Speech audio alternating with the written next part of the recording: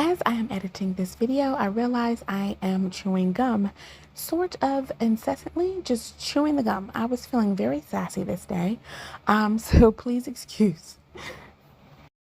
So we wanted to make sure the property is secure. The builder has, or our general contractor, he has a camera.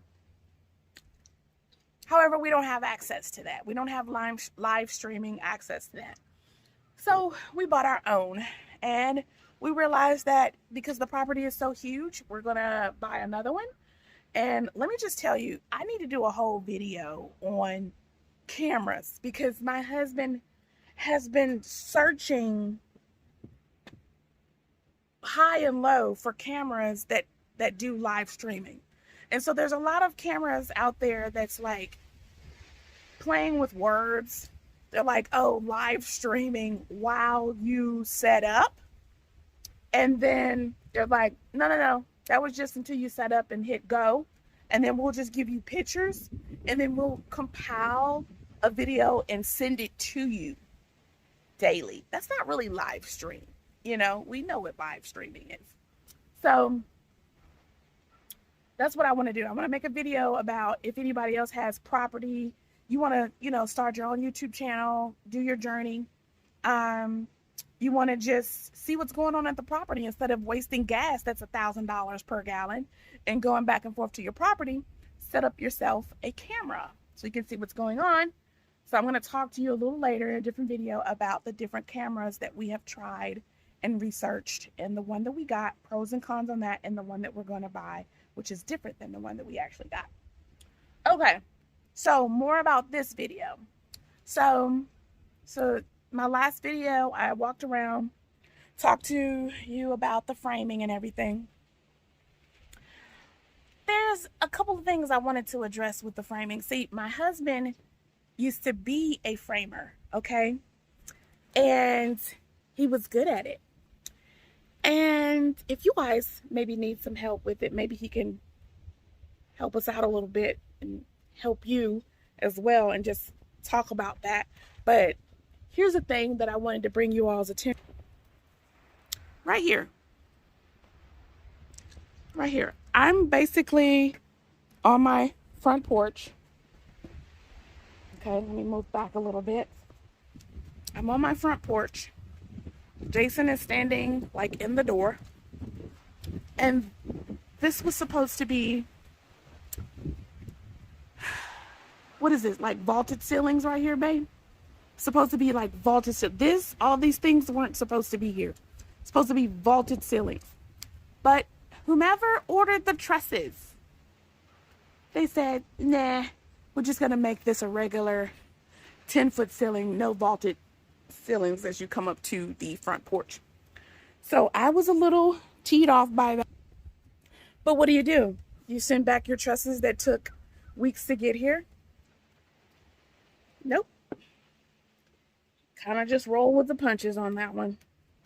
But it made me stop and realize, okay, there's some things here.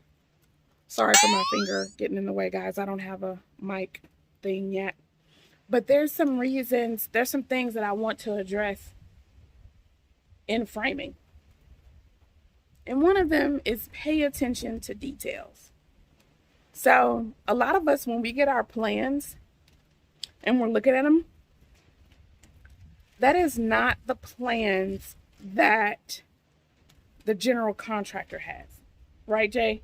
It's like we get a set of plans, but then the general contractor has like more detailed, more. Right. As far as how your trusses are engineered, they do get additional details that you won't see in your version of the plans. Things like steel beams and how those things are going to be set up for the property. Sometimes you won't see that in your version of the plans. Right. And because there was a steel beam situation, we have no inside knowledge of what that was, but there was a steel beam situation because I rolled up one day on the property and they were in a somewhat heated discussion. The foreman that was out here talking to whomever online, and he was like, no, I took the correct measurements. I don't know what you're going to do about it, but I took the correct measurements, and it was about the steel beams that we have in the basement. So there's that. Another thing is a big thing is knowing their terminology. And I say there, and it's not that they're like aliens from a different planet, but they kind of are. Any industry that you go into and they are speaking a different set of lingo, you got to take a moment to learn what that lingo is. I feel I was blessed to have like an inside man through my husband to tell me about subflooring, beams, braces, blah blah blah blah, because I would have just fell asleep on the whole conversation. Let me see if I can think of anything else. I think that's it for right now. Anything else?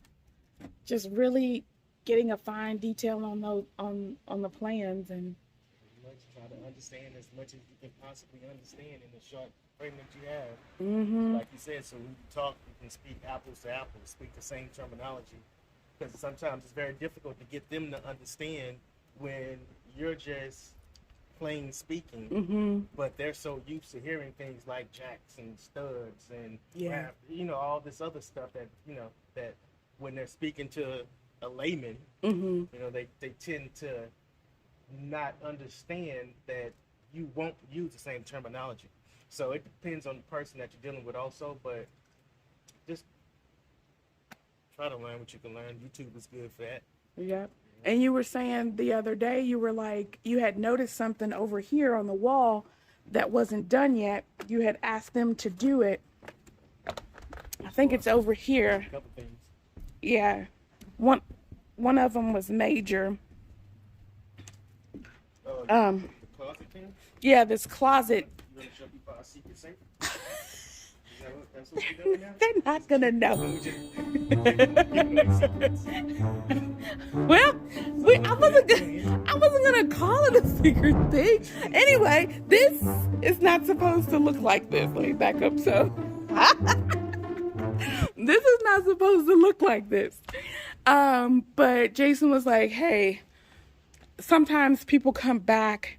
They come back and do different things. So if you see something that's weird, unless the framing part of your build has completely come to a closure and you're like, wait a minute, there should be a door here, I wouldn't panic just yet." Yeah, because they come, like you were saying that there was even a different crew when you were working. That's when we were working on apartments, and that was a lot of buildings. So they had one big crew that came through and did all the things like your exterior walls, and they flew all your roof trusses and got all the load bearing walls set up. Then they would move on.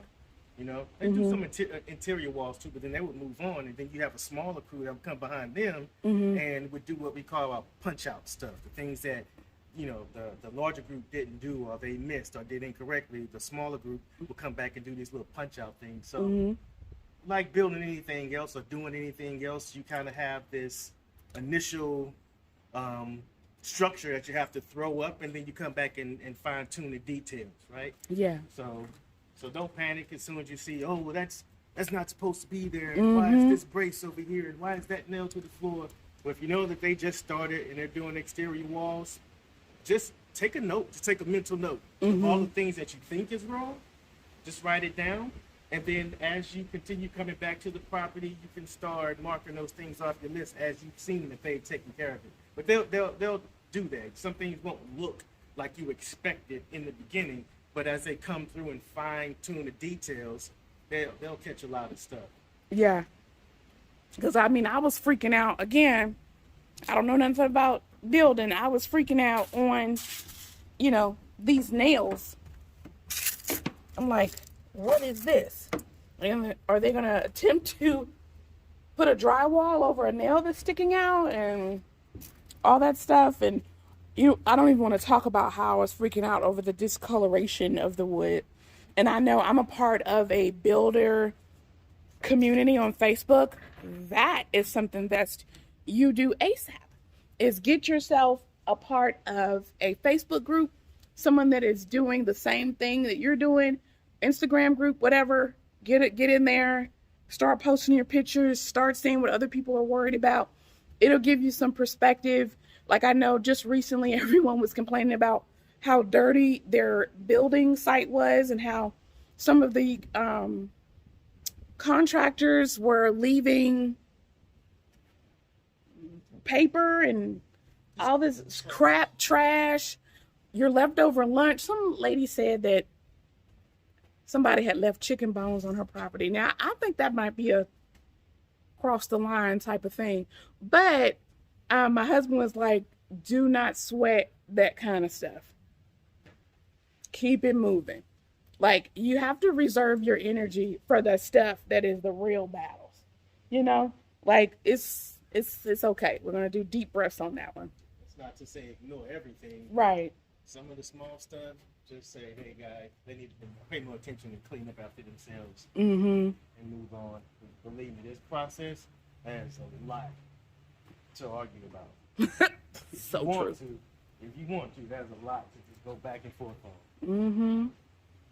Well, that's it, guys, about the ebbs and flows, I guess, of framing, what you should be paying attention to, what you should let slide, or, you know, and it's relative. So if you have some kind of way, maybe you want to email me and we could take a look at it and help you out. I'm about paying it forward. I want to help somebody, not. That's the purpose of the channel. Yes, that's the purpose of this channel. Just trying to help somebody and not have them hit the walls like that we hit.